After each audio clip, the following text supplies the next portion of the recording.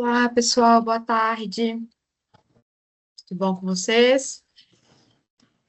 Pessoal, eu sou Kate, eu vou ser mediadora hoje aqui do webinar. É, eu sou líder de projetos, estou como líder de projetos na empresa Integratio, que está, né, como organizadora desse fórum, que é uma empresa de consultoria socioambiental, com sede em Belo Horizonte, Minas Gerais, mas que atua em todo o território nacional e também fora. Bom, queria começar agradecendo todo mundo que se dispôs a estar aqui hoje com a gente, que separou esse tempo para estar aqui nessa troca. Então, muito obrigada, sejam bem-vindos e bem-vindas. Nosso tema de hoje do nosso webinar é governança socioambiental, perspectivas globais, territoriais e regulatórias. Estou muito honrada de estar aqui com três mulheres incríveis que vão fazer as suas falas. Então, já estou muito, muito grata por esse momento de troca e por poder ser mediadora junto com essas mulheres profissionais incríveis. Teremos a Adriana Solé falando um pouquinho para a gente de governança numa perspectiva global, da geopolítica à realidade brasileira. Então, ela vai falar um pouco de tendências e também de território bioseguro. Esse é um bom conceito para a gente ficar atento agora para a atualidade e para os, né, caminhos seguintes que desejamos seguir enquanto pessoas, enquanto cidadãos. É, a Ana Carolina, que é minha colega aqui de empresa da Integrate, ela vai falar um pouquinho para a gente de território e resiliência, um pouquinho dos projetos de desenvolvimento local. E a Eduarda Nascimento, que também é nossa colega aqui na Integratio, vai falar um pouquinho para a gente de governança corporativa, prática empresarial e tendências. Bom, a gente vai começar com a Adriana. A Adriana, que é engenheira elétrica, com especializações em gestão empresarial e engenharia econômica. A Adriana também é conselheira certificada pelo Instituto Brasileiro de Gestão Corporativa, que é o IBGC. Ela atua atualmente como conselheira de empresas como a Vale e também da editora Fórum. É, a Adriana é coautora de livros sobre SG, governança corporativa e compliance, e também pesquisadora, palestrante, consultora, pesquisadora da área. Então, vai ser incrível a gente ter essa discussão com a Adriana, né? Que pesquisa realmente, ela traz muitos insights interessantes. E aí, ela possui mais de 18 anos de experiência em planejamento corporativo. Então, quando eu crescer, Adriana, espero ser assim, o mínimo da profissional e da pessoa que você é. Estou muito honrada de estar aqui. A palavra é toda sua, fique à vontade. Muito obrigada, pessoal.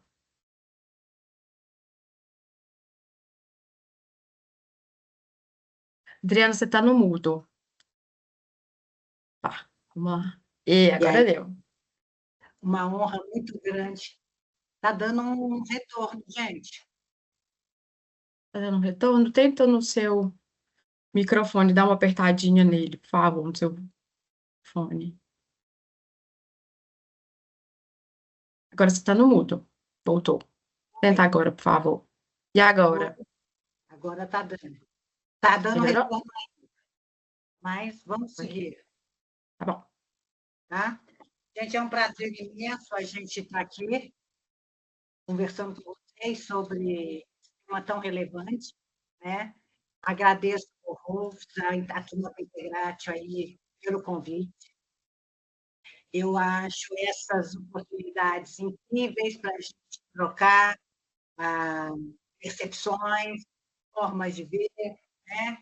E começar a pensar que o mundo vai girando e a gente com ele, né? Então, vamos começar. Eu vou estar falando aqui vou dar uma ideia geral, né? Uma retrospectiva. Por quê? Nós estamos em dezembro de 2020 e um ano depois de pandemia, né? Ela, um ano, não, um ano depois da pandemia, ela ficou muito diferente, mudou muito. O que eu vou chamar de uma retrospectiva até chegar em 2024, tá? Chamar atenção aqueles pontos que eu acho que daqui para frente nós vamos ter que ter uma cuidado e uma atenção muito especial, tá? Deixa eu ver. Para vocês o som está legal? Tá Tá dando um dando um pouco de eco para ali, ó. retorno. É, tá Tá dando um pouco dando de eco. eco.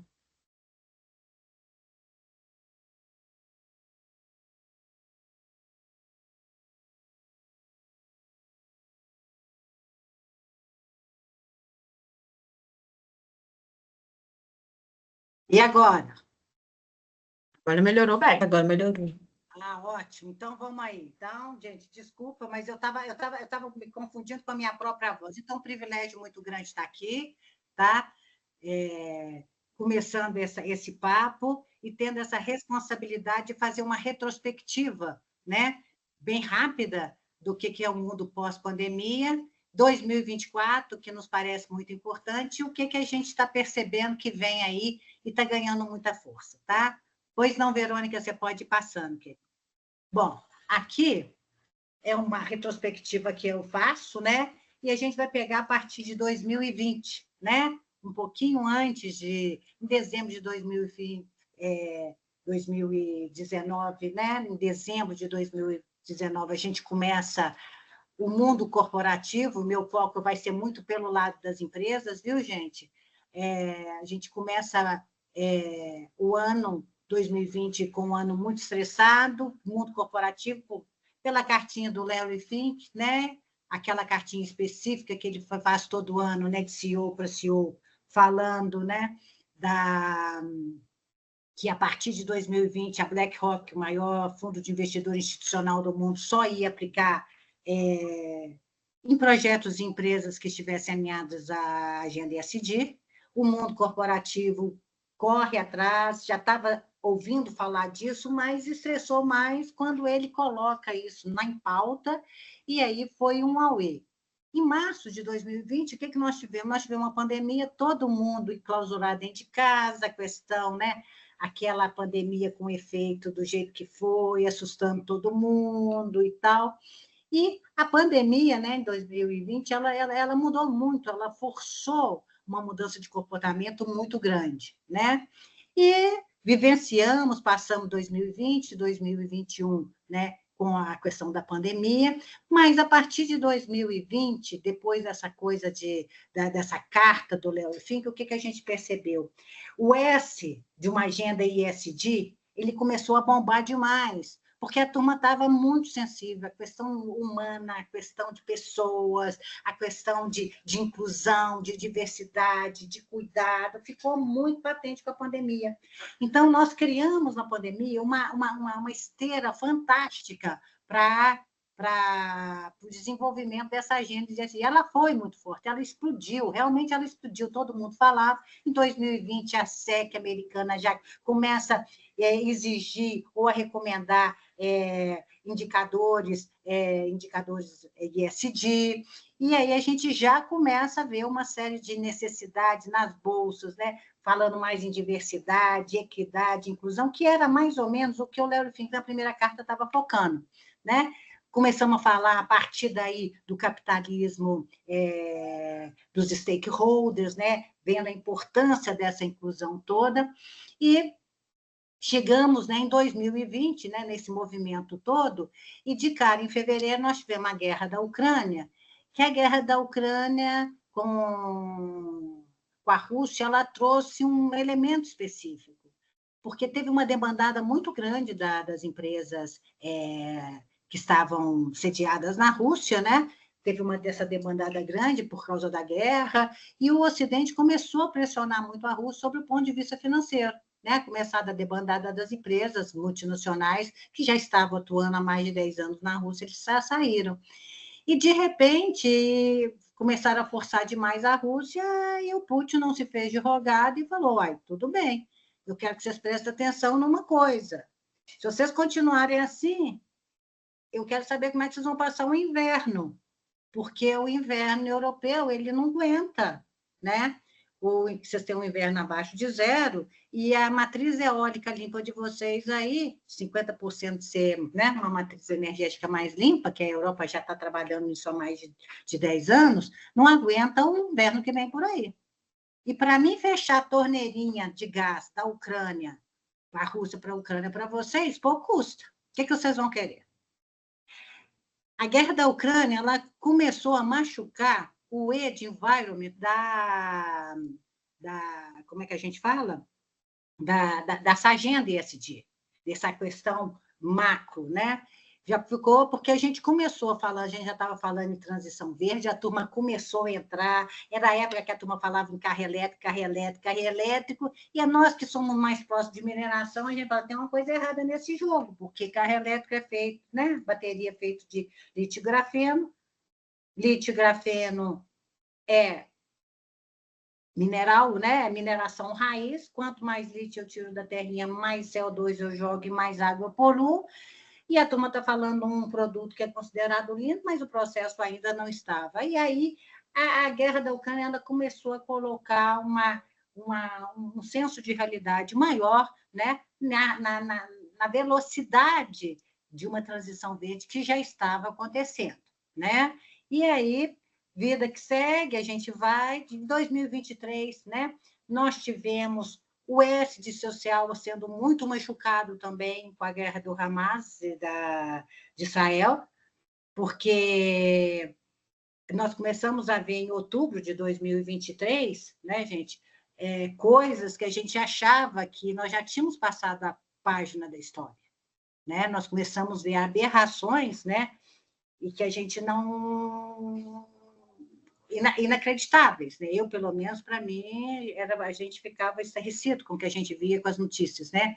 Pior, né? 3 universidades americanas defendendo a tese dependendo da narrativa, tudo eu posso fazer, né? São formadoras de opinião, né? Então, quando você fala que dependendo da narrativa, dependendo do contexto, qualquer coisa pode acontecer, eu posso fazer qualquer coisa, eu posso matar, eu posso estrupar e tudo.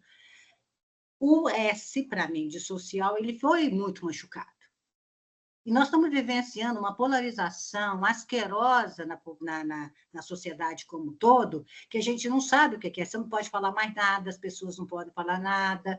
E aí, num processo que cada hora é uma coisa diferente, né? Então, a partir daí, a gente começa a ver, né, uma mudança e, de novo, numa encruzilhada também, né? Porque nós já temos o S machucado, né? Com a questão dos direitos humanos, né? Crescendo absurdamente. Nosso problema anteriormente era a favela, agora nós estamos falando de campo de refugiado, que já é um problema muito mais sério e com uma gravidade muito maior, né? Porque as pessoas ficam cercadas e elas não são incluídas de jeito nenhum, não tem condição de ser incluídas, né? E aí começa um outro processo com essas guerras todas que estão acontecendo por aí, e algo que a gente mexe muito. Mas, a partir de 2023, a gente já começa a ver as bolsas brasileiras, todas elas já dando aquele tom, né, de necessidade, de formulários, né, principalmente das abertas, em relação ao ESG, e as coisas vão indo, né? Começamos 2024, pessoal. 2024, nós temos uma quarta carta, né? Porque teve a primeira carta que eu já falei, BlackRock dizendo só vamos apostar nós só vamos investir em projetos que estejam alinhados à agenda ESG. A segunda carta, ele falou que daqueles que eles tinham mapeado, eles só iam investir realmente em 40%, porque as pessoas, né, as empresas e os projetos estavam privilegiando muito o S, muito o E, né, o I, e estavam esquecendo de quem banca os resultados, quem banca o projeto tinha que ter o dele também, né? E esses 40% seriam aqueles que eles realmente equilibravam as letrinhas da agenda, né?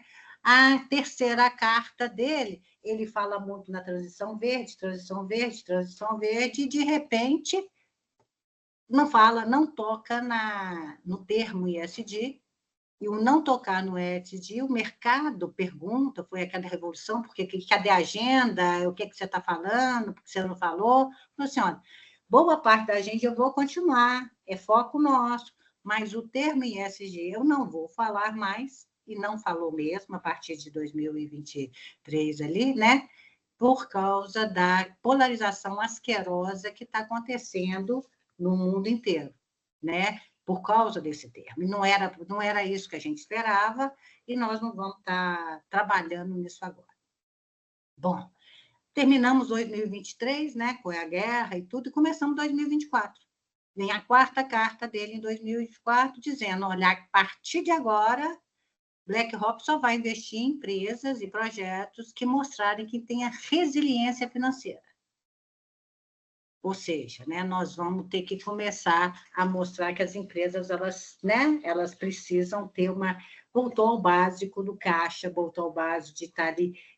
A palavra resiliência indica também que o mundo está fervendo, vai continuar piorando as coisas, né, muito, e as empresas, elas precisam preocupar muito de como elas vão conseguir passar essas mudanças que estão acontecendo todas, né? Esses impactos da geopolítica, guerras, blocos surgindo, cada hora é uma notícia muito, muito doida que a gente recebe, como é que as empresas elas vão ter condições de estar participando. E voltou aquele sempre, né? Aquele foco, né? Vamos pensar globalmente, entender o que está acontecendo, buscar os nossos suprimentos onde for necessário para a gente colocar, mas o nosso processo, a coisa é o agir localmente, né?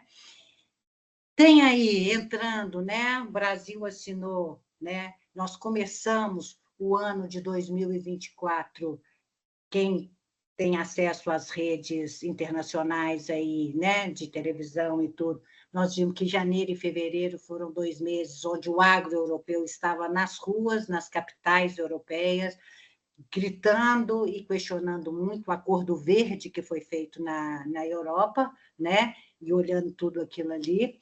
E nós começamos a ver, né? Um pouquinho, quase já no finalzinho do primeiro semestre, nós tivemos o problema no nosso Rio Grande do Sul, né? Aí o Brasil começou a sentir, para e passe mesmo, o que é um impacto através de uma mudança climática, que nós somos reféns, né? Tá aí, vai acontecer. Saímos aí um pouquinho, as coisas começam a melhorar no Rio Grande do Sul. Você pegava qualquer voo que você pegava aqui em setembro, outubro, a gente entrava todas as nossas as capitais, né? Todas elas enfumaçaram. Aqui de Belo Horizonte a gente achava por causa da Serra da Moeda, mas você ia para Campinas também, parava ali no Viracopos, Campinas debaixo de fumaça. E o país inteiro todo debaixo de fumaça. E nós vimos muito, né? A gente começou a perceber o que é isso, o que essas mudanças climáticas, né? Como que a gente precisa estar mais resiliente, porque nós somos reféns, e a cada hora, um lugar, ela vai ser impactada, é o que a gente tem visto com uma série com um certo ritmo por aí. E essa questão desse impacto das mudanças climáticas que é um ponto que eu queria pegar agora para a gente desenvolver. Pois não, Verônica? Passa para nós, né? Que a gente vai ter que desenvolver. Antes da gente desenvolver, por que a gente fala muito em Larry Fink? Por que a gente fala muito em investidores institucionais e tudo? Porque se nós pegarmos o dinheiro hoje que gira em bolsa, todo o dinheiro que gira em bolsa do mundo inteiro, 44% está na mão dos investidores institucionais, dos quais o BlackRock é o formador de opinião e o maior deles todos. 8% está na mão de pessoas físicas, pessoinhas físicas, como o Barsi brasileiro, Lírio Parisotto aqui, né? Elon Musk, Warren Buffett, 8% do dinheiro em bolsa na mão. E aí a gente vê, bolsa sempre foi um lugar para ser free float, né? Para as pessoas, era um lugar de democratização das empresas, era uma coisa mais barata. E a partir de muito pouco tempo atrás, a gente começa a ver que a bolsa ela tem bandeira agora. Então, se um cara que tem 44%, se é o formador de opinião de 44% dos recursos falar que é ESG, é ESG. E se esse mesmo cara está falando agora que é resiliência financeira, é a resiliência financeira, porque ele leva boa parte do dinheiro em circulação na onda, né? Mais ou menos na direção que ele está colocando. E o que aconteceu este ano, que a gente começa a perceber esse ano, com a agenda ESG, com essas pessoas mesmo, né? com essa parte, né? da sociedade, que a gente chama de investidores institucionais. Próxima, Verônica. Nós começamos 2020 com a carta do Larry Fink, com os investimentos lá em cima. E aqui nós temos os 3 maiores fundos de investidores institucionais do mundo, que é BlackRock, Vanguard e State Street. Todos eles estavam mais ou menos num esquema de apostar mesmo. E a turma entrou, foi indo. E o que a gente viu? E como é que está vindo hoje? Né? Essa matéria é de setembro desse ano, tá? Que o Capital Aberto lançou. Né? A turma está dizendo, na pesquisa da Bay Company que eles fizeram, os CEOs agora estão muito mais preocupados com a inteligência artificial, a inflação do mundo, a questão da geopolítica. Tá? E por que o ISD perdeu força? Devido ao fato que propostas e projetos apresentados eram muito mais prescritivos. A turma mostrava um framework de relações com as coisas, mas não mostrava exatamente as coisas acontecendo, e muito menos materialidade para as coisas acontecerem. E não mostravam o que o acionista, o que essa turma desses investidores iriam ganhar a médio e longo prazo. O que eles iam entregar. Então, hoje, os investidores institucionais que lançaram e que estavam lá, né, que tinham percebido uma mudança de comportamento violenta pós-pandemia, eles começaram a mudar um pouco o foco, tirando a transição energética continua e vai. Próxima, por favor. Agora, se a gente pegar o World Economic Forum do ano passado, vamos ter agora essa coisa atualizada, mas não deve mudar muito, não. Se nós pegarmos como os maiores riscos que vão acontecer no planeta, que iriam acontecer no planeta em 2024, o primeiro, eventos extremos do clima. 66% eles colocaram. O que aconteceu no Rio Grande do Sul, gente? Foi exatamente, o mundo sabia que alguma coisa vai acontecer e a gente tinha que estar preparado. A segunda coisa, desinformação. Você pegar uma coisa que é crível, uma coisa que você tenha laço de fonte e tudo. Polarização da sociedade. Está aí, a terceira. Cyberataque. Aí nós temos todos a questão do clima. E quando você fala a questão do clima, e se a gente coloca esses ciclos, né, porque a gente fala os riscos maiores para 2004 mas isso ao longo do tempo. A próxima, Verônica, por favor. Se você imaginar, nos próximos 10 anos, a turma está falando, vai pegar tudo no ambiental. E eventos climáticos extremos vai ser o novo normal.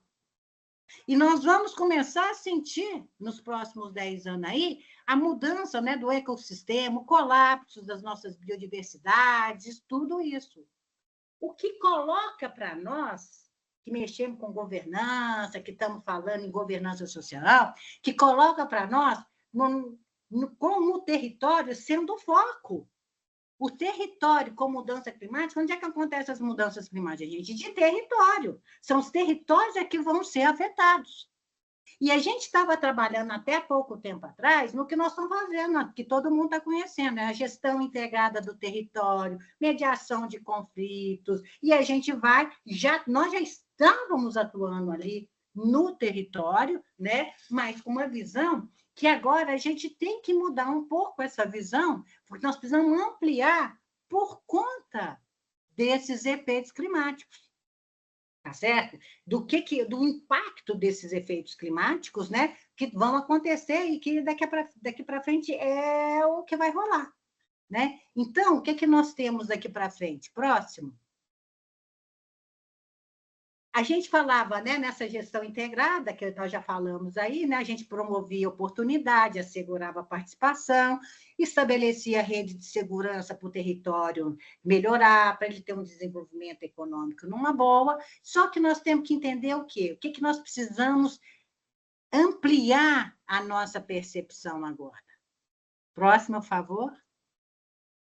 De gestão integrada do território que a gente estava trabalhando, e cada um na sua modalidade, dentro da sua vertente, dentro da sua expertise, nós precisamos agora, né, o que está surgindo e está sendo começando a gente a estudar e o conceito ampliar nessa coisa ambiental é territórios inteligentes ou biosseguros.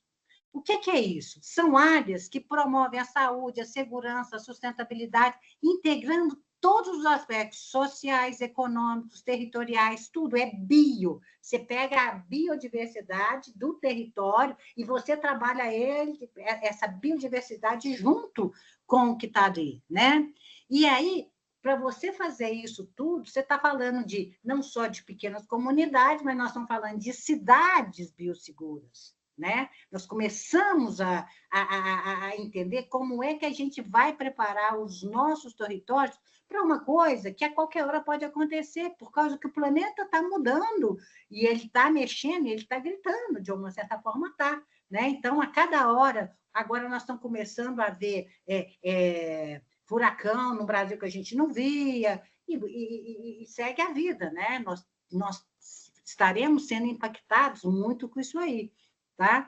Então, é como se a gente estivesse passando uma era da economia industrial, que era tudo a base, né? Baseada em indústria, na produção, na competitividade, para uma era da economia sustentável agora. Agora é economia sustentável. Próxima. E o que a gente chama, né, de territórios seguros, né, de segurança biosseguros? A ONU tem um programa chamado ONU Habitat, que ela está trabalhando nesse conceito, né, de territórios biosseguros, e eu trouxe aqui o framework, por exemplo, de Bissau, que está ali, né, o Plano de Desenvolvimento Sustentável de Bissau, que é uma cidade ali, né, onde você fala, você pega as estruturas da cidade, né, ali você vai capacitando ali os clusters, né, dentro da própria cidade, habitação adequada e preparada para aguentar o tranco, mobilidade sustentável, infraestrutura resiliente, acessível, cidade verde e resiliente. Aí você vai pegando todos os pontos da biodiversidade que você pode incluir, que são importantes para aquele território. A gente está na fase que a gente está começando a escutar com respeito o que o território precisa. O que o território precisa? Porque antigamente as empresas entravam, né, achando que iam fazer escola, vão fazer isso, assim. A empresa entrava na arrogância, achando que ela sabia o que era melhor para o território. Não, nós evoluímos muito, né? Nesse nono Comunidades e Mineração que a gente viu, uma palavra que a gente mais ouvia era respeito ao território, oitiva responsável, aquela coisa toda. Nós já evoluímos muito nesse tempo. Agora a questão além de ouvir, ter essa preocupação. E aí a gente precisa ter um envolvimento muito maior, né? Envolvimento do setor público, privado, aí, muito maior nessa questão. E é nessa questão como que a gente vai captar, né, esses investidores institucionais de novo, porque eles têm um dinheiro para fazer, né, para fazer acontecer as coisas que têm. Então, nós estamos saindo, né, no meu ponto de vista, tá, gente, de uma situação, de uma gestão integrada de território, né, para uma visão muito mais ampliada, né, que a gente está chamando de territórios biosseguros. Amplia muito a nossa situação, porque nós estamos trabalhando muito na questão da diversidade e da inclusão, é o DEI, né? Diversidade, equidade e inclusão. Agora, nós precisamos incluir dentro dos nossos projetos, ou começar a pensar como que nós vamos incluir dentro dos nossos projetos, o que a gente já está fazendo, essa visão, né, mais de territórios inteligentes, onde as coisas vão começando a se conectar, né, para que a gente possa realmente a gente ter cidades, né? Vai ser ali os territórios que vão ser os mais impactados, né? Cidades que a gente precisa trabalhar, né? E a pergunta que fica para o pessoal do Rio Grande do Sul como é que vai ser agora? Porque ficou claro que eles vão ter que fazer um redesenho do território estadual.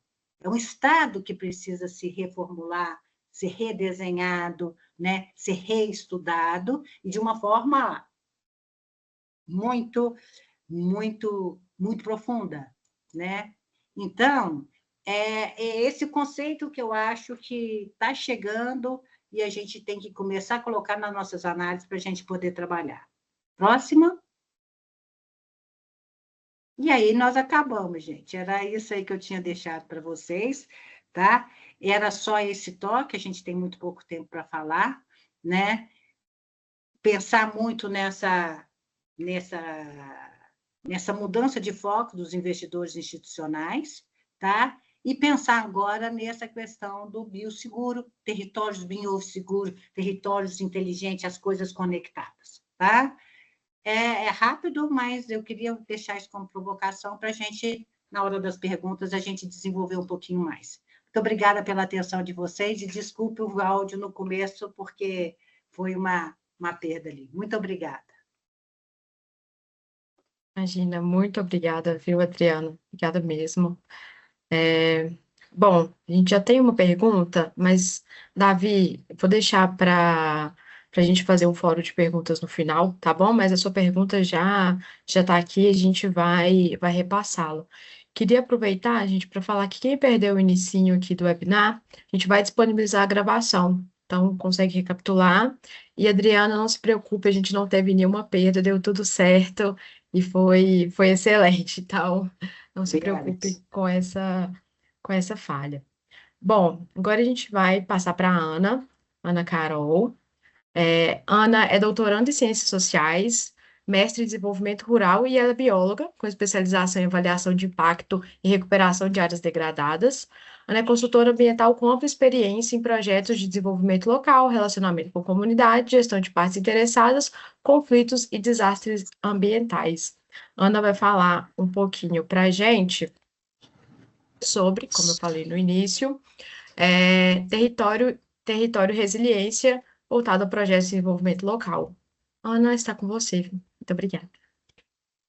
Obrigada, Kate, pela apresentação. Deixa eu compartilhar aqui. Já deu certinho. Lindo. Então, eu queria começar agradecendo, né, pelo convite, pela presença de todas e de todos. Dizer que para mim é uma honra estar aqui, estou muito contente de estar aprendendo nesse espaço e aprendendo também com profissionais, né, que têm uma longa trajetória para a gente poder se inspirar. Então, para começar, eu quero iniciar contando uma história sobre um mestre budista que viveu há muito tempo atrás. O nome dele era Nagasena. E em um dos muitos diálogos que esse mestre Nagasena teve com um rei, Nagasena entregou para ele um livrinho e perguntou: o que é isso? Era um livro que foi escrito há vários séculos atrás. Nesse livro, um poeta latino evoca um rio que passa diante de seus olhos. E Nagasena pergunta: você consegue escutar o que ele diz? O rei responde que escuta apenas o barulho do vento nas folhagens ao redor dele. Aguce o teu ouvido, pede o mestre Nagasena. O que você escuta? O rei diz escutar um pequeno rangido. Aguce o teu ouvido, o mestre repete. O rei, então, escuta um homem que raspa uma pena sobre um volume desenrolado. Aguce o teu ouvido. O rei consegue, então, escutar a respiração do poeta, o barulho dos ventos nas folhagens ao redor do poeta e até o som dos pensamentos do poeta, enquanto alguns séculos antes ele descreve o livro que o rei agora tem em mãos. Aguce o teu ouvido. Esse é um trecho que eu começo, que foi inspirado num podcast que chama 20.000 Léguas. É um podcast de ciências e de livros. E para a gente trazer para os nossos termos, né, dentro dessa temática que a gente está debruçando nessa tarde, a governança socioambiental, e mais especificamente o território e a resiliência, essa expressão, o aguça o teu ouvido, ela poderia então ser talvez melhor complementada por aguce os teus sentidos, aguce o seu olhar, aguce o seu ouvido e aguce a sua perspectiva. Então, é um convite inicial para que a gente possa aguçar as nossas perspectivas sobre esse território e sobre a resiliência que esse território ele nos apresenta. Em contrapartida, vou trazer também um conto de Edgar Poe, que foi um romancista estadunidense, e nesse conto, que é chamado A Carta Roubada, ele traz um enigma para um personagem principal, que é o Dupin. O que ele deve resolver é o seguinte enigma. Há um chefe de polícia de Paris que procurava recuperar uma carta comprometedora que havia sido tirada dos aposentos reais. A polícia conhecia o indivíduo que havia roubado essa carta. Era um ministro. E sabia que essa carta ainda estava com esse ministro. Ainda então que a polícia tenha precedido uma busca minuciosa na residência do ministro, escutando e procurando em todos os cantos e recantos onde era possível esconder uma carta, a carta não foi encontrada. No final dessa história, o que a gente sabe é que, graças ao personagem principal, descobriu-se que essa carta não foi encontrada porque o mistério estava bastante claro, bastante evidente. A carta ela não foi encontrada porque ela estava justamente debaixo do nariz de todo mundo, num porta-documentos comum. E aí, há que se notar que alguns fatos, eles escapam aos observadores, ao observador a todo momento. Para eu poder trazer isso em outras palavras, eu posso dizer que a realidade que é vivida nos territórios, ou melhor, a realidade que constitui esses territórios, ela emerge de qualquer teoria de tentativa de teorizar mesmo, assim, de buscar identificação vocacional ou de fazer ali diagnósticos rápidos e prontos. Trata-se, então, de revelar e de sensibilizar o que se tornou invisível por excesso de visibilidade. Vou falar essa mensagem-chave mais uma vez. É sobre sensibilizar o que se tornou invisível por excesso de visibilidade. Isso é, olhar para os territórios, considerando a sua resiliência, levando a sério os modos de fazer, os saberes, e respeitando as escalas de governança socioambiental, ou o que a Adriana bem trouxe para a gente há uns momentinhos atrás, a inteligência territorial, né? Os territórios biosseguros, esse conceito, que eles extrapolam, assim, diante as experiências que estão acontecendo a todo momento com os sujeitos. E aí vocês podem estar se perguntando, né? O que essas duas histórias, ou histórias, com E ou com H, como vocês preferirem, se relacionam com a governança socioambiental e corporativa? Bom, para mim, essas narrativas, elas anunciam a necessidade emergente que a gente tem de novas perspectivas, de aguçar os nossos sentidos no campo dos projetos de desenvolvimento. É sobre a gente dar um pouquinho mais de visibilidade ao que se tornou invisível, a sensibilidade, os sentidos. É preciso, então, que a gente possa reconfigurar, configurar novamente, modificar, adaptar essa forma objetivista que a gente tem promovido esses projetos, que a gente tem tentado fazer esse desenvolvimento local, que a Adriana também trouxe na fala dela, em que a gente situa esses sujeitos ou esses stakeholders, né, que é um conceito que a gente adota muito no âmbito da governança, no território. É preciso que a gente possa, então, devir com o território. É preciso que a gente possa fazer junto. Então, o território, nessa conjuntura, ele passa a se tornar um espaço de construção e de produção da vida. Quando a gente pensa no território, e a gente vai ficcionando um pouco a nossa imaginação e o repertório que cada um de nós tem sobre esse conceito de território, por vezes a gente pode pensar ali numa delimitação geográfica, em fronteiras imaginárias, ou mesmo um desenho de um escopo, por vezes a gente faz em relação a algum projeto que a gente está indo desenvolver. Mas o território ele vai para além disso. Ele é um espaço vivo, ele é um espaço emergente, ele é um espaço que ele está agregando paisagens, que a gente pode chamar também de recursos, dimensões simbólicas, culturais e ecológicas. Ele é configurado, então, pelas relações entre comunidades humanas, entre comunidades não humanas, entre isso que a gente chama de recursos, entre esses elementos paisagísticos. E ele é atravessado a todo momento por disputas de poder e por significações, por significados. E aí, quando a gente traz isso para o contexto da governança socioambiental, é preciso que a gente compreenda que o território ele é um sistema integrado e ele é necessário pensar dessa forma para que a gente consiga implementar aí ações e estratégias que ressaltem as vivências, que ressaltem as experiências, que façam então sentido, para aí sim a gente conseguir começar a problematizar ou a gente conseguir esmiuçar um pouco mais essa questão do desenvolvimento social, ambiental e econômico que compõe essa agenda ESG, que compõe esse tripé do que é essa sustentabilidade. Então, é preciso que a gente considere que o território, ou melhor, que as pessoas e os demais elementos que o compõem exercem uma dupla influência sobre a governança corporativa. O que eu quero dizer com essa dupla influência sobre a governança corporativa?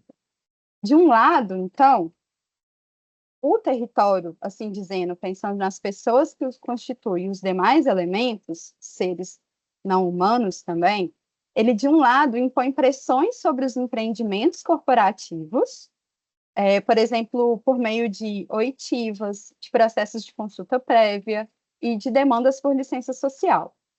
Por outro lado, o território ele atrai a atenção de organismos que são nacionais e internacionais, que, em articulação com acionistas e investidores, conseguem estabelecer regulações e diretrizes que moldam essas práticas dessa dita governança.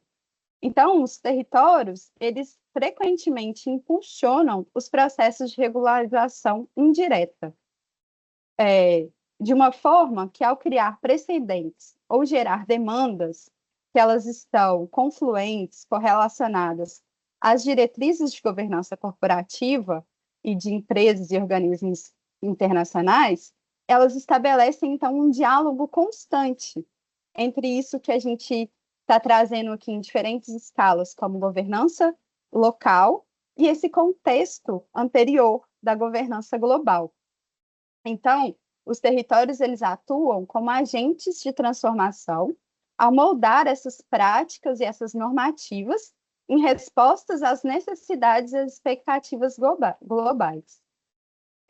Esse é um ponto que eu acho relevante de enfatizar, porque, por vezes, a gente pode desconsiderar o quanto que o território, quando ele está ali no meio, ele exerce essa dupla influência, essa dupla pressão.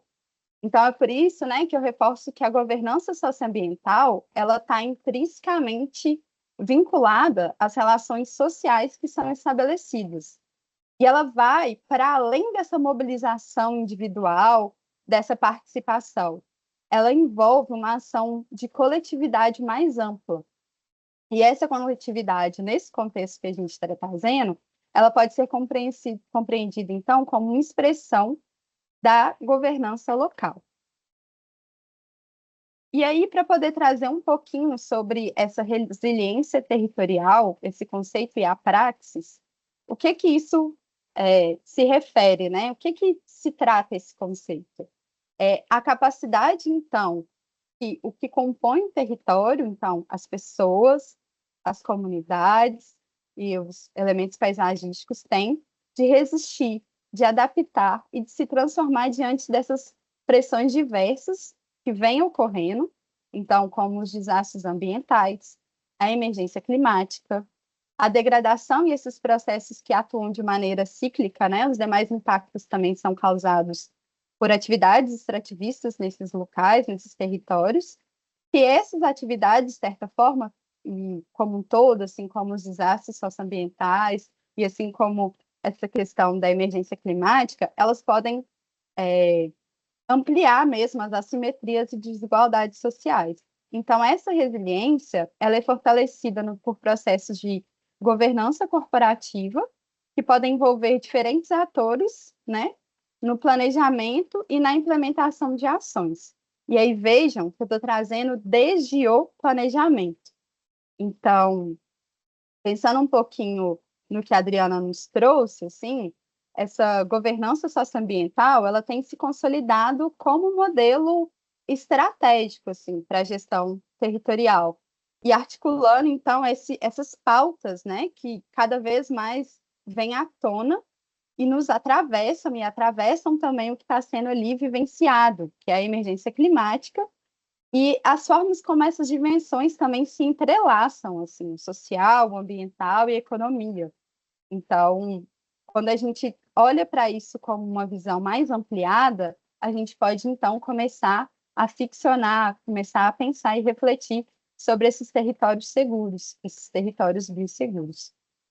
E é nesse contexto, então, que os projetos de desenvolvimento local, se bem articulados, né, com essa governança, com esse planejamento, com fazer com, devir com, fazer junto, eles também podem emergir como ferramentas fundamentais para fortalecer essa resiliência diante desses desafios que se apresentam.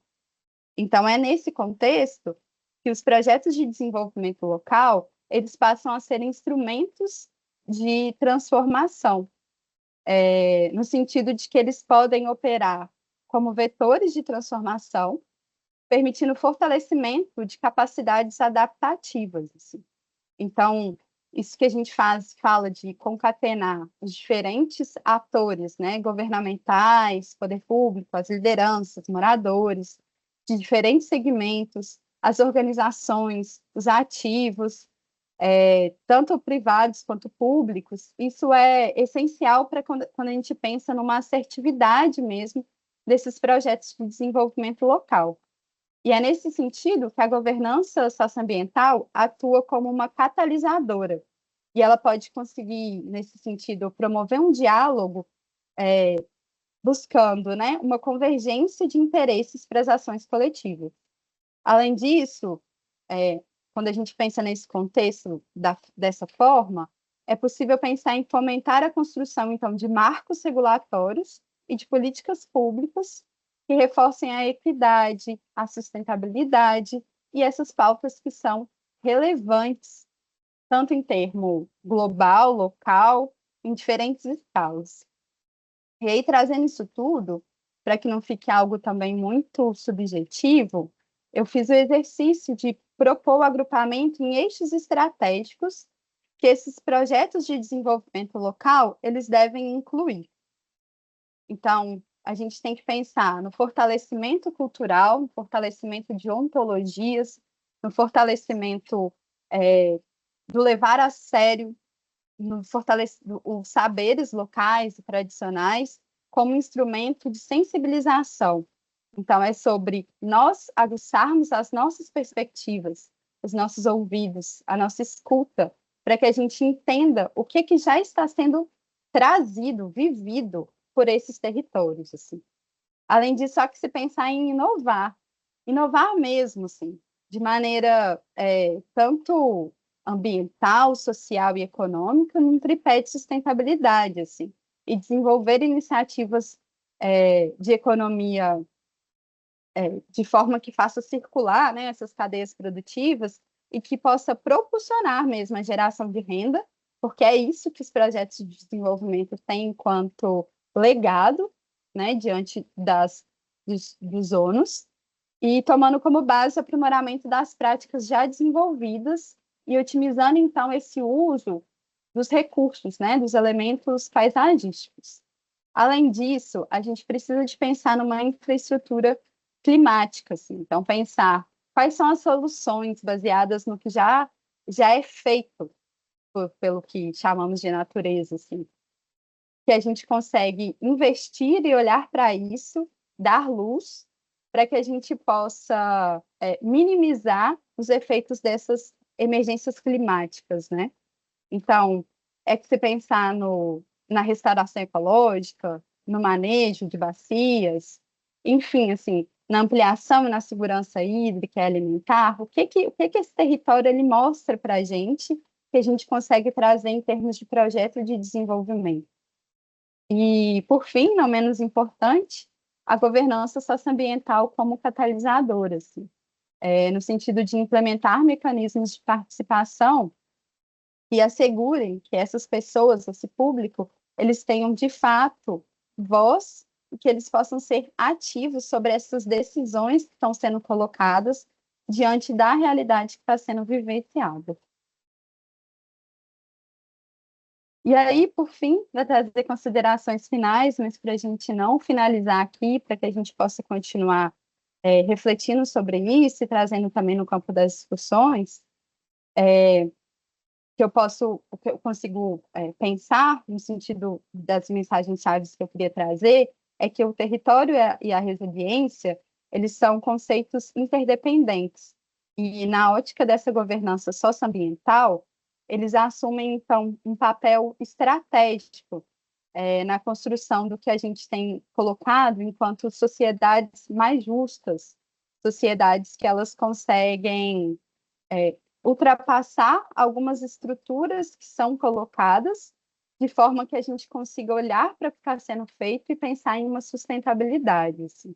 Então, os projetos de desenvolvimento local, quando bem estruturados, e aí no sentido de trazer também a governança local e não deixar de considerar, né, esse contexto da governança global e pensar que isso está tudo acontecendo de maneira sistêmica e, ao mesmo tempo, nessa dupla pressão, nessas duplas influências, eles podem transformar, então, essas adversidades de uma forma que a gente garanta algo que a gente discutiu muito realmente no seminário de minerações versus comunidades, assim, que é algo de coexistir em algo próximo do que a gente poderia chamar de harmonia, algo nesse sentido.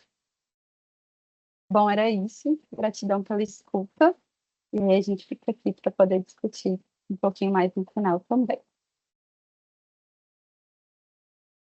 Ana, excelente, muitíssimo obrigada.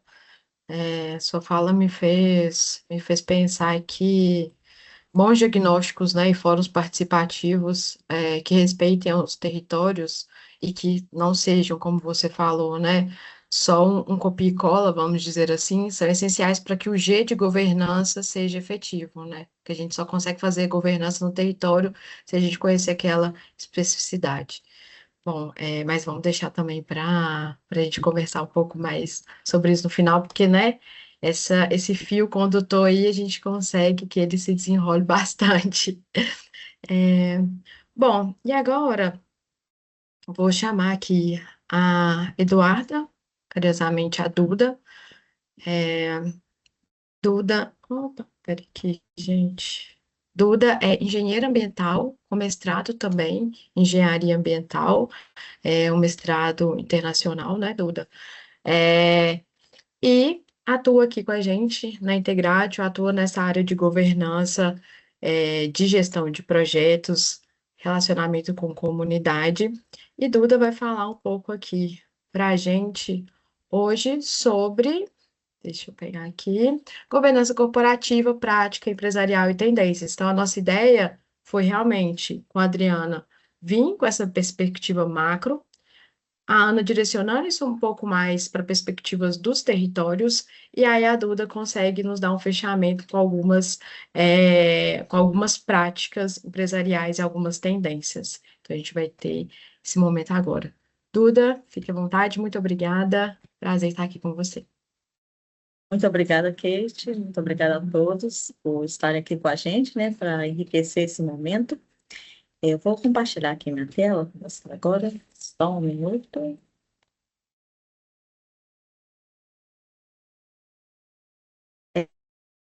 É, acho que é, não, Kate. Deu, agora deu. Uhum, Deu? tá certinho. Então, pessoal, a gente vai falar um pouco, como a Kate introduziu, sobre os desafios regulatórios no Brasil, né, boas práticas na gestão empresarial. Primeiro, perdão, não tá. Agora foi. Só para vocês terem uma ideia de como vai ser a apresentação aqui agora, a gente vai citar brevemente, né, a governança no ESG, porque já foi falado nas duas apresentações anteriores com muita excelência. Como está o cenário brasileiro, os desafios e oportunidades no ISG, como aplicar nas práticas empresariais. A gente tem umas boas práticas que a gente conseguiu depois de algumas avaliações, exemplos dessas boas práticas, como fortalecer empresas, algumas tendências e uma reflexão final. Para iniciar, na verdade, eu trouxe aqui uma curiosidade. Vocês sabiam que isso vai de encontro também com o que foi falado anteriormente, que mais de 70% dos investidores globais consideram a governança como o fator mais importante na avaliação de ESG? Isso é uma curiosidade interessante, né? Porque Sim. é mais falado, até então, foi mais falado das outras siglas, mas o que os investidores em si mais olham é para o G do ESG. Bom, e isso tem um motivo, que pode-se dizer que a governança é o pilar, né? Que garante a transparência, a ética e a responsabilidade em todas as outras decisões. Então, as decisões ambientais ou sociais, as outras letrinhas do ISD, são baseadas na governança. Daí o olhar financeiro para essa parte do ISD. E como que o território brasileiro ele se posiciona nesse cenário? Quais os desafios? Existem vários desafios, a gente trouxe alguns aqui. O principal deles, nesse momento, a priori, são as crescentes exigências regulatórias. Porque agora o ISG não é somente uma boa prática, mas ele é uma demanda, então ele precisa ser atendido. A gente teve recentemente essa resolução da CVM, que os padrões eles são obrigatórios. Então, a partir de 2025, que é, na verdade, daqui a um mês, acho que a gente já está em dezembro, as empresas são obrigatórias a ter esse reporte de como estão as práticas empresariais mesmo, né, no ISG. Os relatórios, obviamente, são para 2016, mas com relação às práticas feitas em 2025.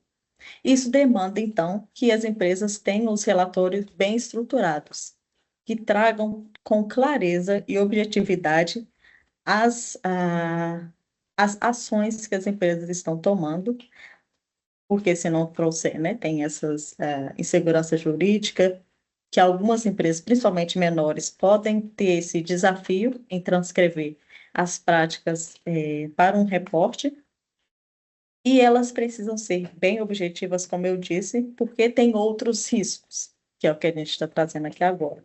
Primeiro, falta de padronização em diversos frameworks. O que vai ser obrigatório agora é o do ISSB, International Sustainability Standard Board, mas existem muitos outros. Então, nem todas as empresas estão preparadas para integrar os frameworks que estão sendo utilizados para esse novo padrão, o que pode ser um desafio. E essa inconsistência entre os diferentes frameworks que pode ser um pouco difícil para o investidor olhar e conseguir comparar. Daí a necessidade dessa padronização. E o outro risco, que na verdade, infelizmente ainda acontece muito, são os greenwashing, que não é mais aceitável. Por isso também é importante essa padronização que vem com seus desafios, mas que é importante. Então,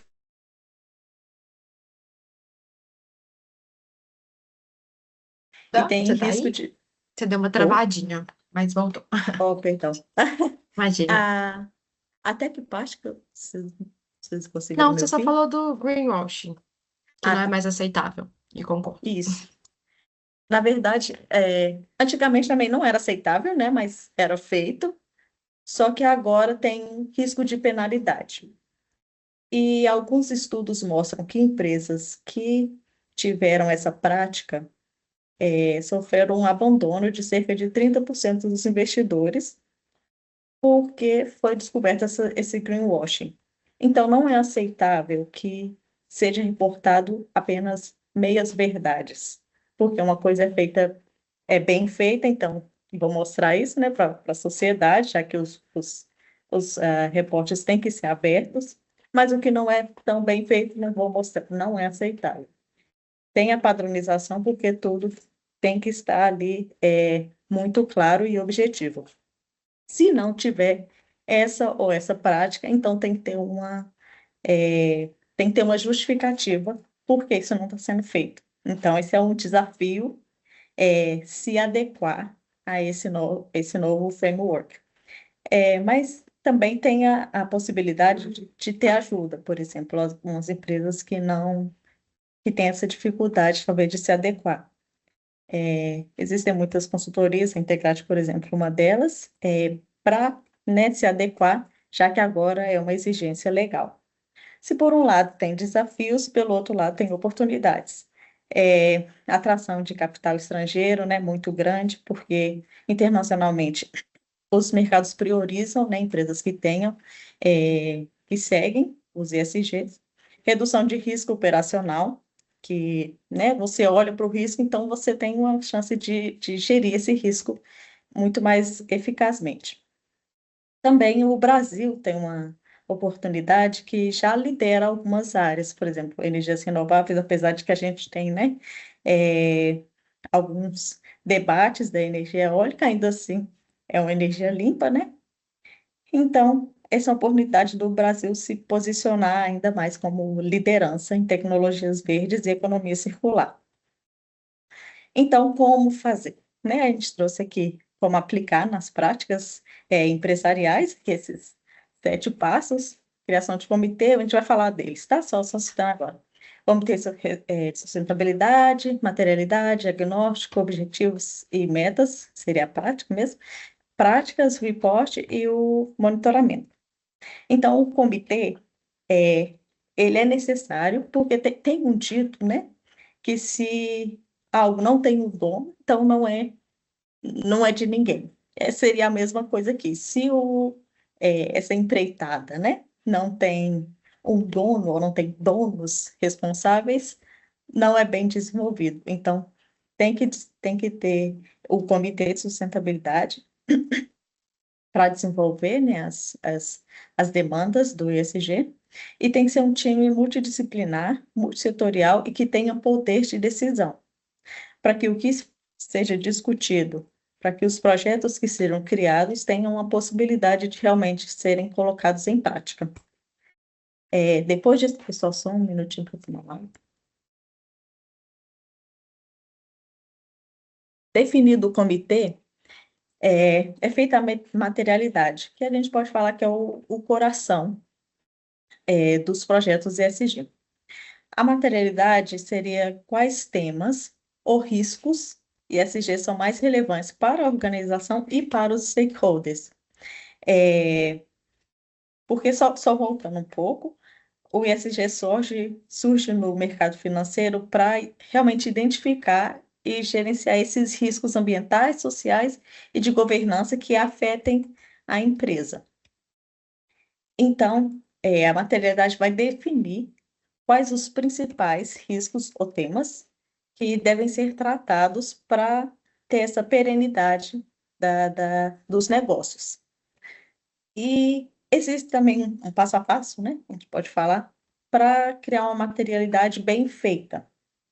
Então, a gente vai fazer uma chuva de ideias, o brainstorm, né? Como acho que a maioria deve conhecer. Então, pessoas sentam, o comitê vai sentar e vai o máximo de riscos, de temas que conseguir pensar é o melhor.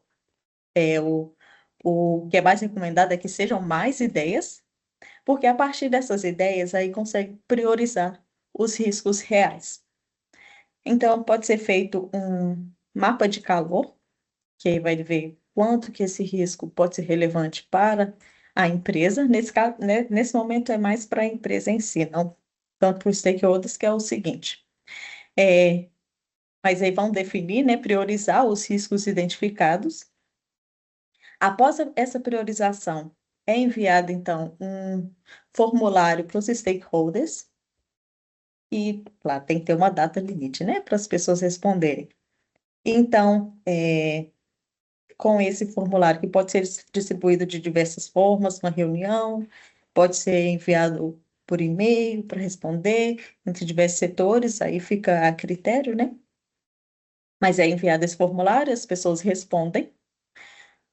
Tendo esse compilado de temas e riscos identificados, tem que ser feito um benchmarking, então, olhar para empresas dos setores e líderes de sustentabilidade, se o que foi feito na empresa está condizente com o que está sendo feito no mercado, para identificar melhorias e talvez gaps, mas tem que ser feito esse benchmarking, e também verificar se o que foi feito nessas outras, todas essas etapas, incluindo o benchmarking, se está de acordo com os frameworks internacionais. Porque já existem alguns temas materiais que são trazidos por frameworks internacionais. Por exemplo, da SASB, ela tem os seus próprios temas materiais, então a empresa pode comparar se o que está sendo feito está de acordo. Obviamente, cada empresa vai ter o seu próprio, vai ter a sua própria materialidade, mas para ver se está mais ou menos indo de acordo com o que está sendo feito internacionalmente. E aí, essa foi a definição da materialidade. Seguindo isso, o diagnóstico. Então, eu tenho a materialidade, tenho os temas.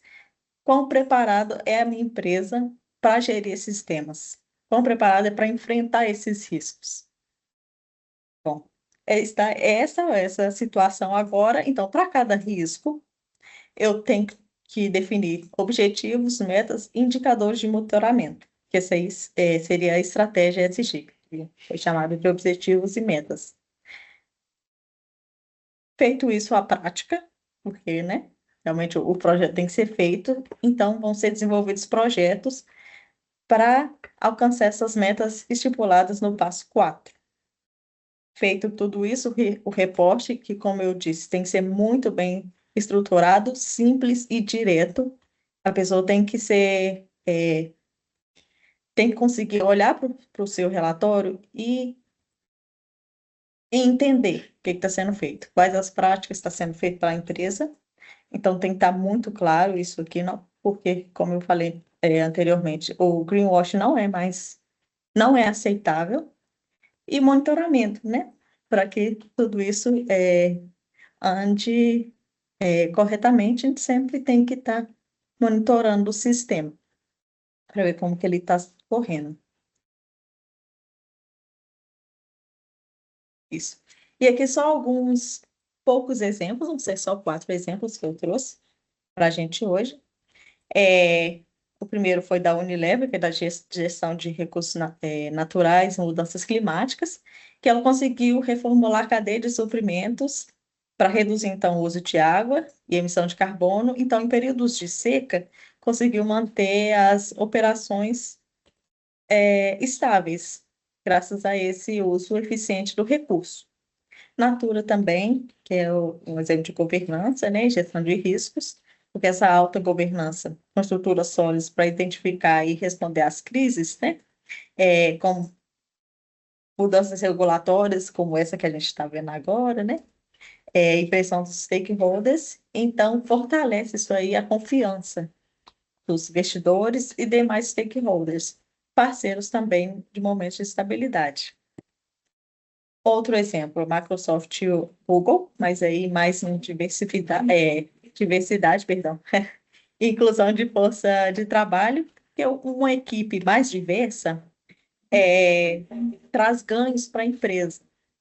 Porque cada um tem o seu próprio background, então a inovação pode vir dessa forma, porque cada um vai enxergar um problema de uma maneira, dependendo das suas vivências.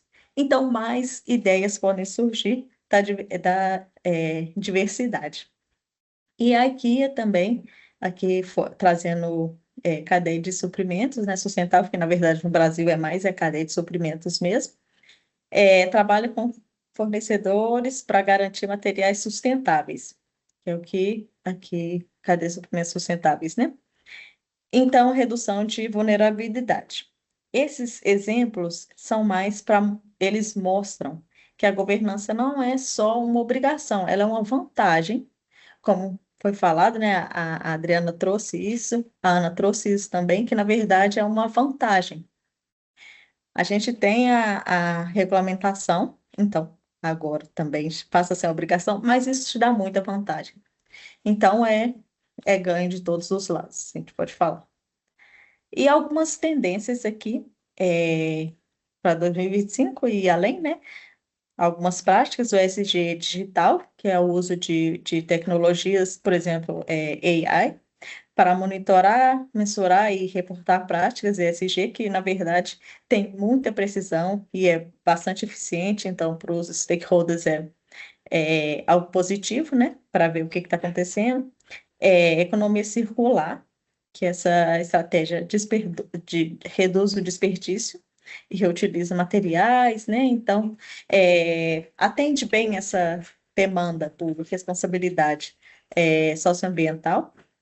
E o financeiro sustentável, que é realmente integrar critérios ESG nas tomadas de decisões financeiras, investimentos, empréstimos e emissão de título.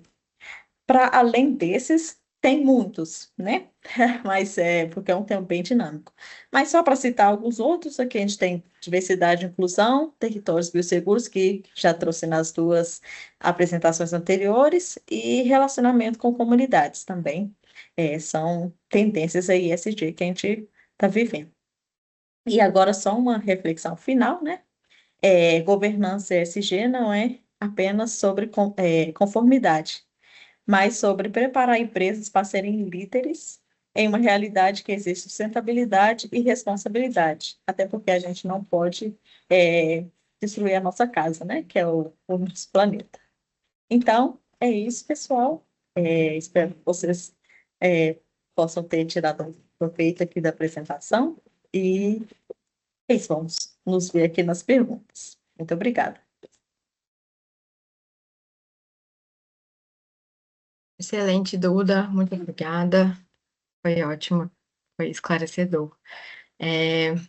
Bom, gente, passando agora para as perguntas, primeiro eu queria agradecer, né, tanto a Adriana, quanto a Ana, quanto a Eduarda. Creio que a gente tentou fazer, assim, né, esse link entre as coisas e essa discussão que é macro, né, e que vai muito além das práticas.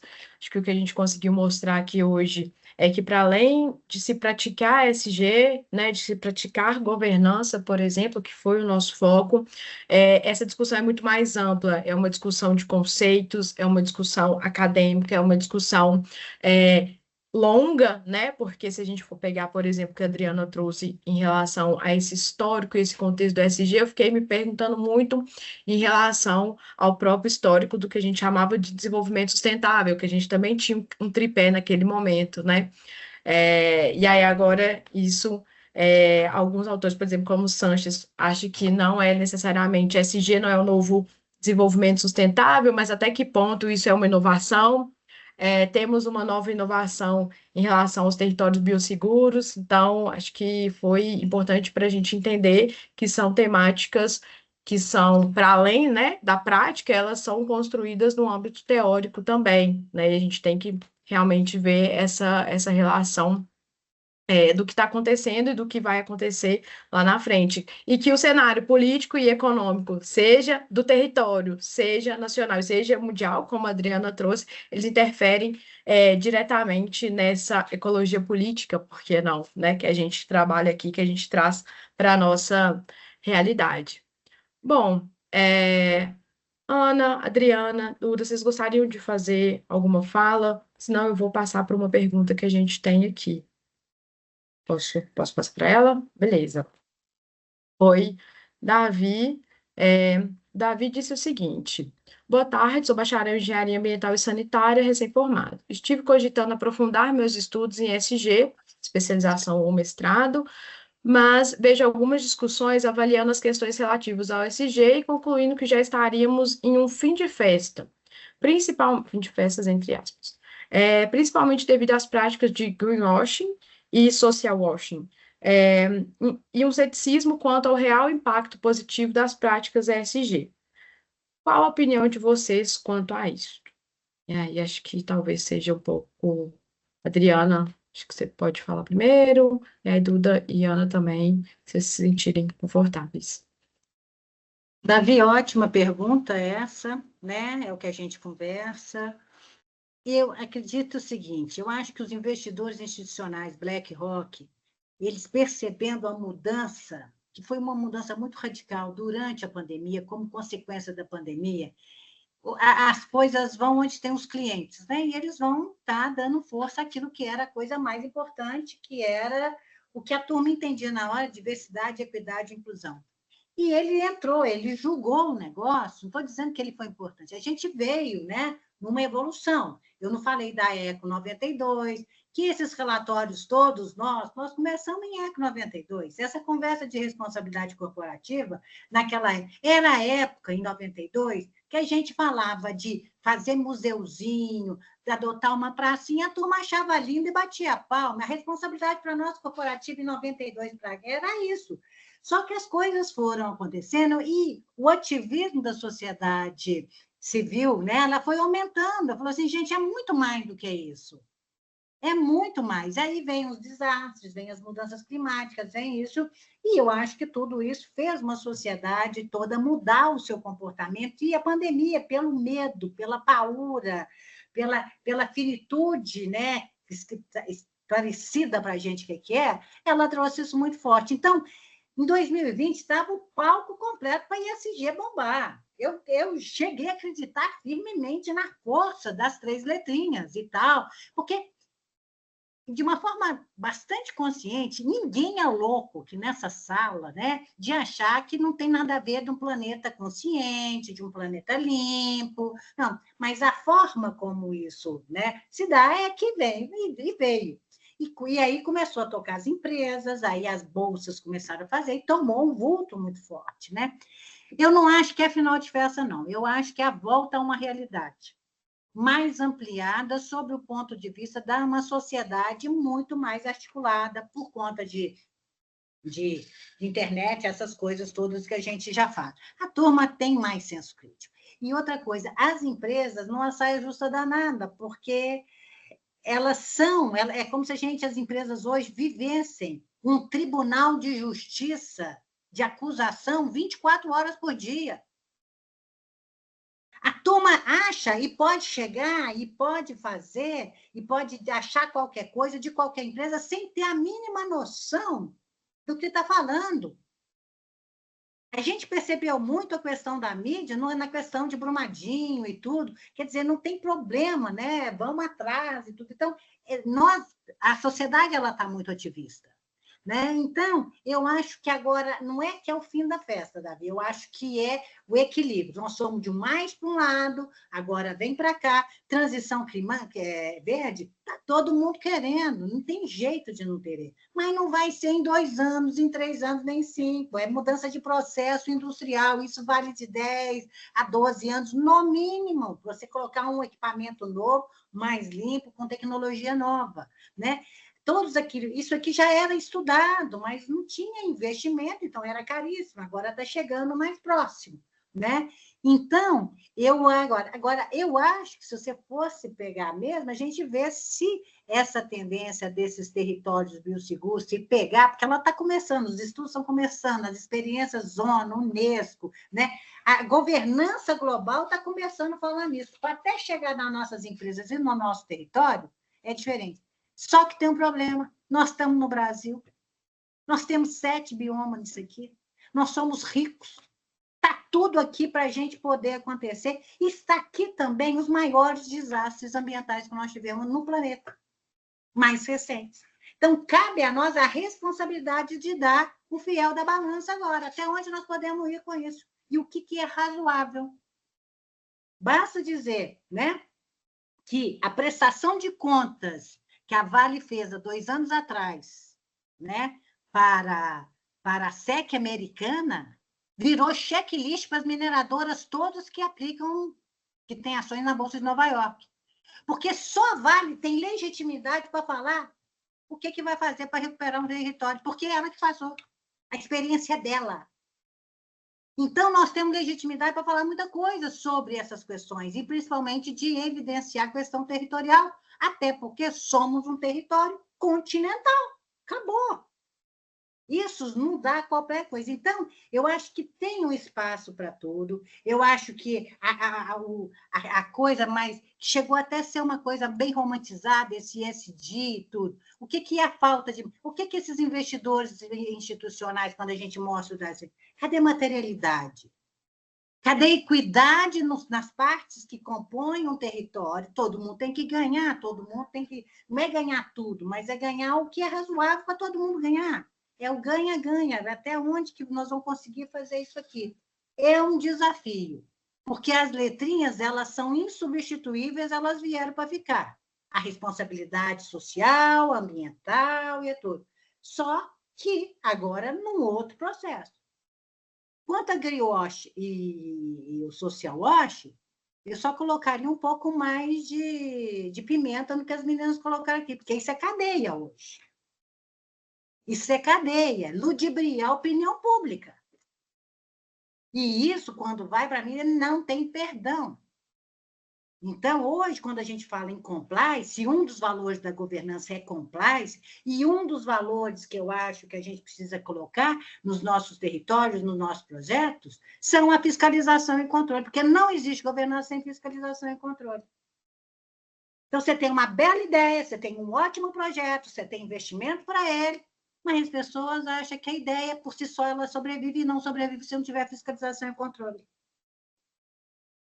E isso, para mim, é o que está chamando. Nós vamos ver mais controlados, sim, nesse tempo, né? A gente vai ver ali as coisas, porque tem um projeto, tem investimento. Você vai fazendo as coisas e a gente se perde na execução e a gente esquece de ver se a pessoa que está bancando aquelas expectativas, e aí não é só financeira, elas estão sendo atendidas.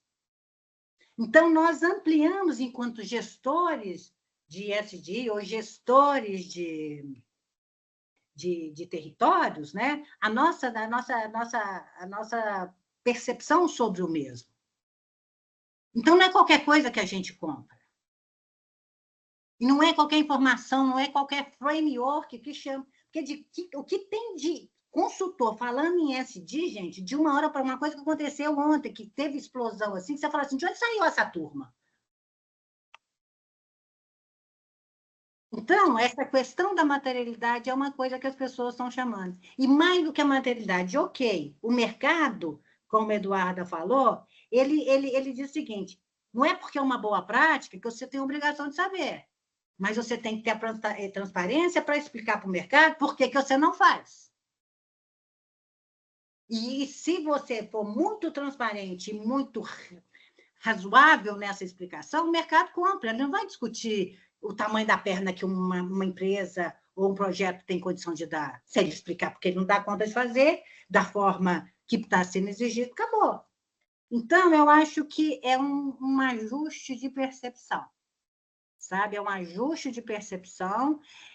Eu acho que vão continuar, até porque as bolsas querem, e passa a ser agora definidor entre duas empresas que tem, uma que tem ESG e outra que não tem, eu vou mais naquela que tem.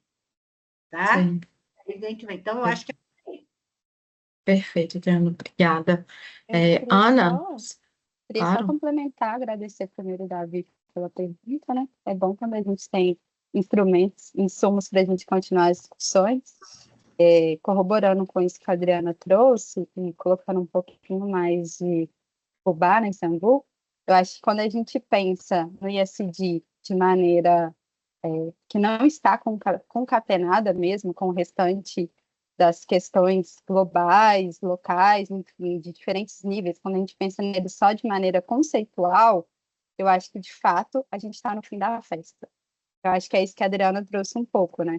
Eu acho que quando a gente quer trazer algum assunto em voga, de certa forma, a gente acaba sistematizando e agrupando esse assunto em algumas diretrizes, em algumas caixinhas, que eu acho que é isso que Kate trouxe na fala dela, né, também, que desde o início a gente está pensando, então, em sustentabilidade, depois desenvolvimento sustentável, e agora que a gente está trazendo em voga talvez seja esse ESG, então é uma forma mesmo de mobilizar coletivamente toda uma comunidade para um olhar necessário para algumas questões que são colocadas, mas, de certa forma, há que se ter uma praxis também para a consolidação disso. Então, pensando de maneira desagrupada, pensando só no conceito, de fato, estamos no fim e também não há receitas prontas, né? Então, você traz assim, fiquei pensando sobre fazer alguma especialização nesse sentido e tal. Super válido a gente mesclar o que é teoria e a gente aprofundar mais nos assuntos, mas também trazer isso para uma realidade, assim, tanto no âmbito de o que está sendo pautado pelas organizações nacionais e internacionais e como que isso desdobra nos investidores, como que isso se desdobra nas empresas e como que as pessoas elas têm visto esse conceito, e talvez não seja dessa forma, né? Não seja com essa categorização, mas como que isso tem chegado de uma forma vivida, assim. Então, eu acho que de maneira desagregada é um ponto, mas é isso, assim, aguçar a percepção, aguçar os nossos sentidos para entender que isso continua em voga cada vez mais, sobretudo diante dessa perspectiva que a gente tem de como que as emergências climáticas elas se avançam sobre territórios, sobre cidades, sobre países de uma maneira muito desordenada, de uma maneira muito emergente e que não há muito precedente nesse sentido. Então, eu acho que quando a gente olha de maneira sistêmica, o ISD ele continua aí e ele é uma pauta que continua em voga cada vez mais. Assim. Bom, gente, Duda, você deseja complementar também? Só bem breve aqui, você bem breve. Primeiro, obrigada pela pergunta, né? De encontro com o que a Adriana e a Ana falaram, eu também não vejo que o ISG está em fim de festa, mas em transformação, a gente pode dizer. Tudo é sempre em transformação, inclusive o ISG. E principalmente essas críticas ao greenwashing, social washing, reforçam ainda mais a necessidade de profissionais que realmente entendam, que sejam qualificados para que implementem essas práticas genuinamente, não só pelas metades. Então, na verdade, essa crítica de greenwashing só reforça o que a gente realmente precisa de especialistas nessa área em si. Só esse complemento a mais mesmo, porque, assim, na verdade, o greenwashing mostra que a gente precisa fazer bem, a gente precisa fazer bem feito. Então, eu não vejo como um fim de festa, mas uma transformação. Perfeito. E associada ainda ao greenwashing, o Rolf até trouxe uma pergunta aqui, quanto aos conselhos, Adriana, como que eles interferem e atuam nessas situações claras de greenwashing ou social washing? Como evitar isso? Né? E aí acho que é uma pergunta para todos vocês, como colocar a materialidade na dianteira dessas questões? Obrigada Tem pela uma pergunta, outra. meu amigo. Tem Obrigada. uma outra pergunta da Verônica, eu vou fazer ela de uma vez e aí a gente responde elas e encerra, né? Porque nosso tempinho aqui também já chegou no final, mas eu acho que a gente consegue responder. A outra pergunta, ela está associada, ela é da Verônica, e o que que a Verônica pergunta? Sob a ótica da governança, qual seria o principal desafio para integrar desenvolvimento econômico e a preservação cultural em territórios diversos? Acho que essa é uma pergunta, assim, aquela de ouro, que a gente tenta responder há muito tempo, mas eu queria deixar para vocês. É que é a pergunta, que eu estava lendo uma aqui que vocês me mandaram, que é sobre governança. Ah, tá. Desculpa. Isso. A da Verônica é o seguinte: sob a ótica da governança, qual é o principal desafio para integrar desenvolvimento econômico e preservação cultural dos diversos territórios? Queria começar respondendo. Hein? Como é que é? Posso começar propondo aqui algo para refletir diante dessa pergunta da Verônica? Eu acho que o maior desafio é o integrar. Eu acho que o maior desafio que a gente tem hoje é a gente conseguir perceber que as coisas elas estão interligadas, né? E que as coisas elas não acontecem de maneira desconexa. Talvez seja esse o exercício que a gente propôs hoje, assim, de integrar tanto o que está acontecendo lá no âmbito global, no contexto, quanto o que está acontecendo na ponta. Então, para mim, o maior desafio da gente conseguir essa pergunta cara, né? Eu concordo com a Kate, pergunta de milhões, assim, a gente está esmiuçando ela e tentando responder há um tempo em diferentes fóruns, seria essa questão de conseguir integrar isso de uma maneira vivenciada, né? Diferenciada. Meu ponto de vista sobre essa questão é que a cultura ela é a alma do território. E não tem condição e não tem projeto nenhum que sustente alguma coisa que não pegue e não seja aderente à alma desse território. E aí é que é a base toda da nossa oitiva, da questão toda, o respeito por aquela biodiversidade que tem no território ali dentro. E eu acho que aí a questão, né, e respondendo e pegando a coisa a pergunta do Rolfs também, né, sobre a questão dos coisas, a importância de uma estrutura de governança ser bem montada. E as pessoas que estarem no conselho saberem o que é ser um conselheiro, porque o conselheiro tem que estar direcionando, é ele que tem que trazer essa pauta, é ele que tem que estar buscando essa coesão e essa integração que a Ana acabou de falar. Porque não é só a ideia, não é só o projeto, não é só o esforço de fazer. Porque, gente, integrar um território é uma das coisas mais difíceis que tem. Porque nós temos gente de tudo quanto é tipo, nós temos ali demandas de vários stakeholders com demandas legítimas em cima do território que elas precisam ser equalizadas. Só que as empresas, na hora que vão tocar nisso, eles têm que saber o tamanho da pernada que eles precisam dar. E essa pernada é o quanto você tem de recurso para colocar, que é coisas, às vezes, que a gente não está esperando, né? E tudo, e é a questão ali muito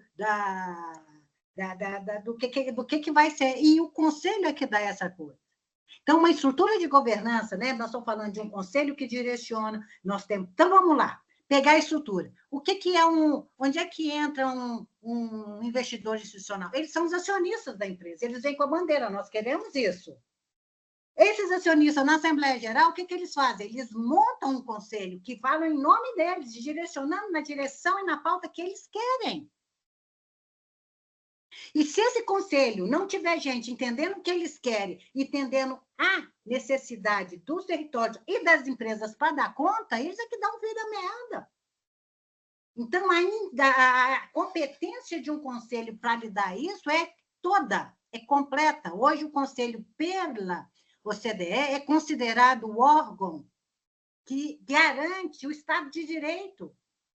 Porque se as empresas fizerem bem os negócios, né, os desafios que elas têm, porque elas geram riquezas, elas sabem gerir, elas sabem criar riquezas, elas sabem gerir, elas sabem fazer bom uso disso quando bem direcionadas. Acabou. O Estado de Direito é garantido, todo mundo começa a fazer a mesma coisa. A ideia dos clusters bioseguro passa para uma ideia dessa coisa toda que a gente está falando. Né? E aí a importância da estrutura do coisa. Agora, a questão cultural é a coisa que é o que diferencia um território do outro. Se você perguntar para os Krenar, né, o tal vai ajudar a entender a ele, ou tentar trabalhar a turma dos Krenar do Rio Doce, que estão ali e querem viver exatamente, querem acompanhar todo esse desenvolvimento, essa essa regeneração do Rio Doce. Então, ali, eles têm um propósito diferente, é uma etnia que tem uma visão, um objetivo diferente das nossas tribos do Pará, por exemplo, que querem ser acionistas de um negócio de mineração, por exemplo. É diferente.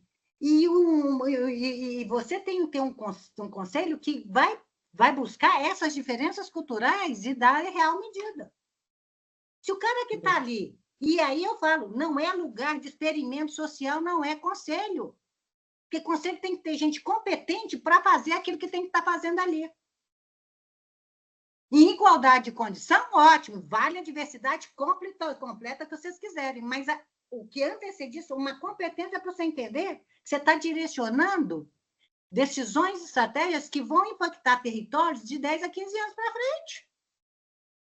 Isso não pode ser zeguela.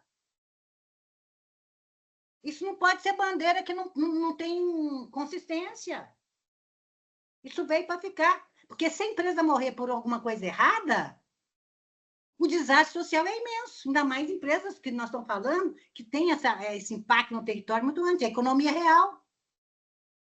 Né? Então, é bem isso aí. Com toda certeza.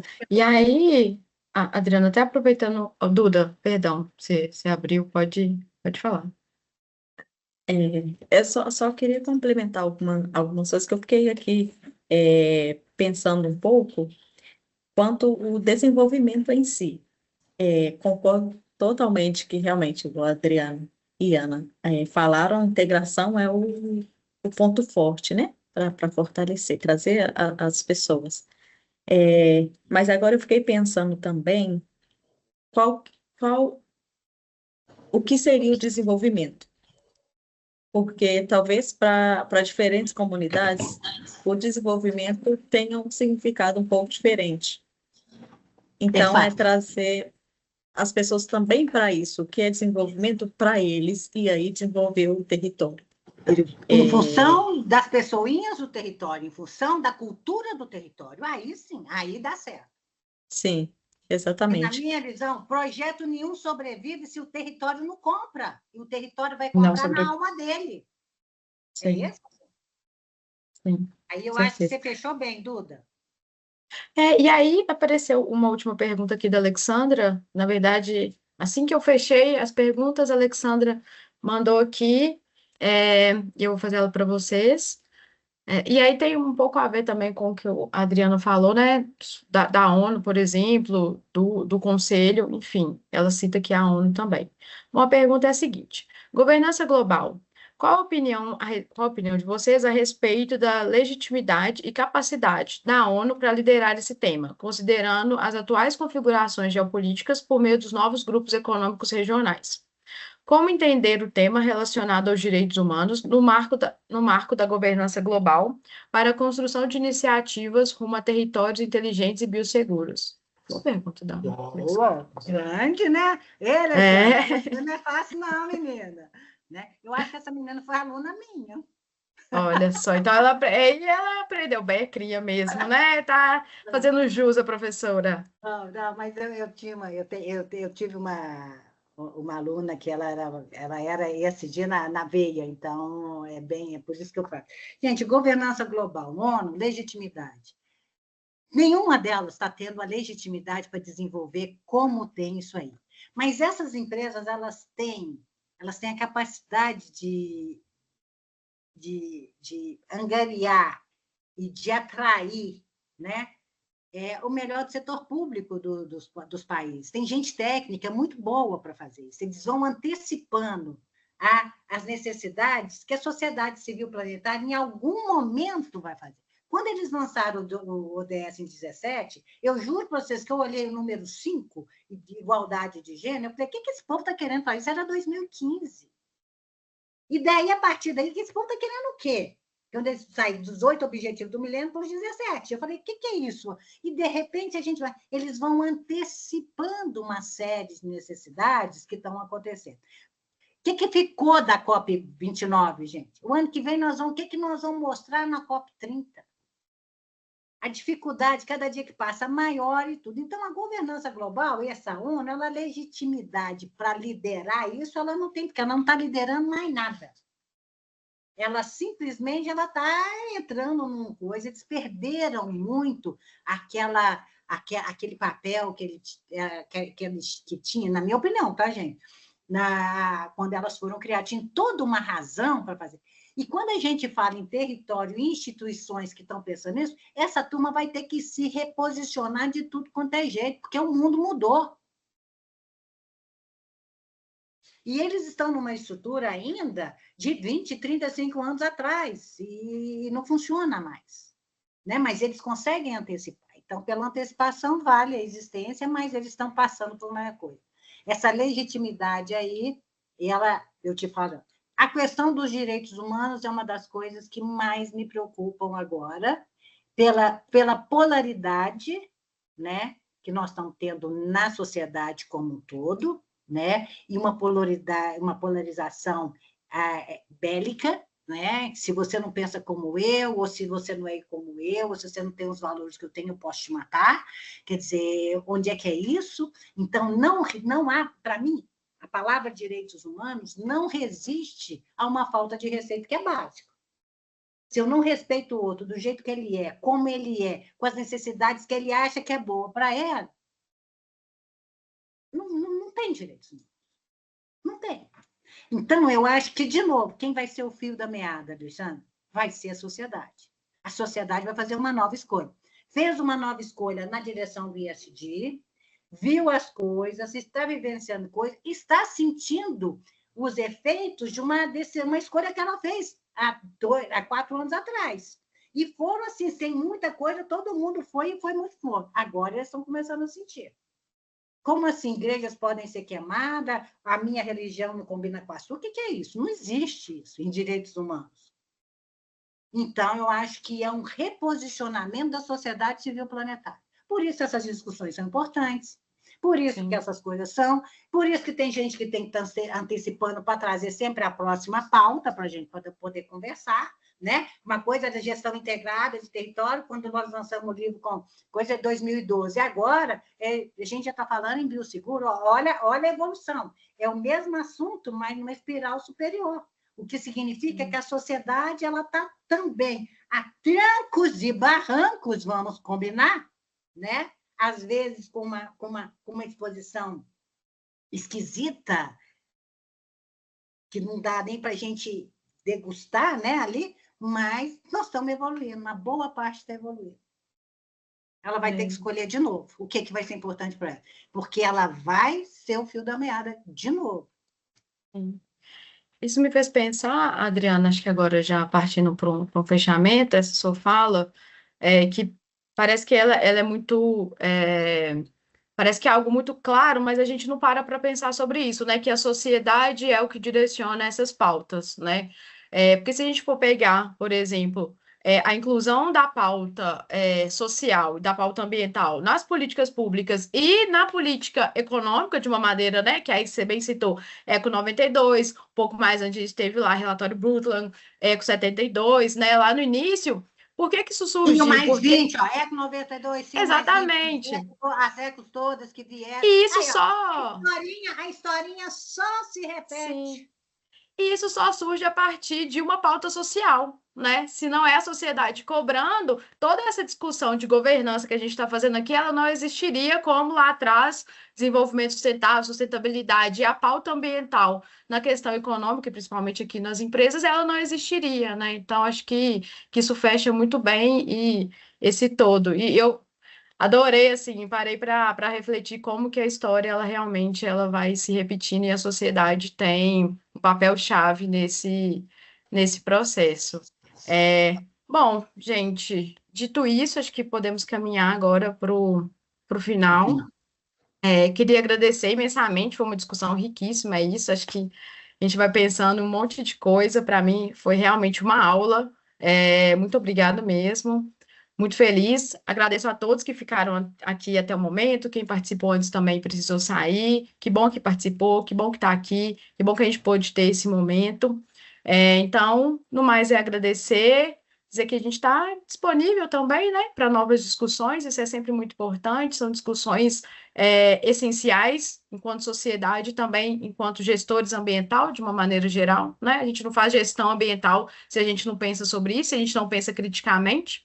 Uma coisa que eu sempre falo com os meus alunos é, se vocês saírem daqui pensando sobre, pelo menos de uma maneira crítica, sobre a função que vocês exercem, acho que já valeu aqui esse fórum. E hoje, com certeza, a gente vai sair daqui com esse pensamento crítico e tentando entender um pouco mais da realidade que a gente executa.